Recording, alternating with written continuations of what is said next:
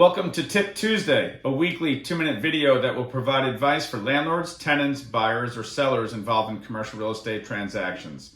I'm Gary Broadus, principal and broker of Atlantic Commercial Group, a 23-year-old real estate brokerage and development company, and I also serve as an expert witness, assisting attorneys in their real estate litigation matters. Today's tip is for tenants and the HVAC maintenance provision in their lease agreements, regardless of the type of property being leased. In all lease agreements, there is a provision that speaks to the responsibilities for both tenant and landlord with regard to the heating, ventilating, and air conditioning equipment.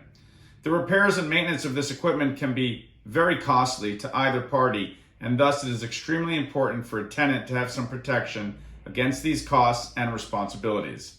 As a tenant entering into a new lease, it is highly recommended to request an HVAC age and condition report of the equipment serving the premises prior to lease signing.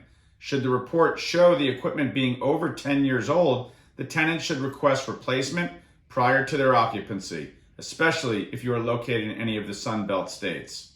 If you're going to be responsible for repairs and maintenance, a tenant should seek to place a cap on these expenditures.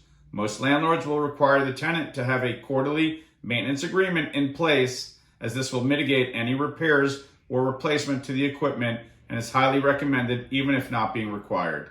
You may also request the tenant be responsible for any repairs, again with a possible cap on the expense, and the landlord be responsible for replacement if necessary. This will certainly be an easier request if the equipment is older and nearing the end of its useful life. Thank you for joining me for Tip Tuesday, and I look forward to seeing you next week.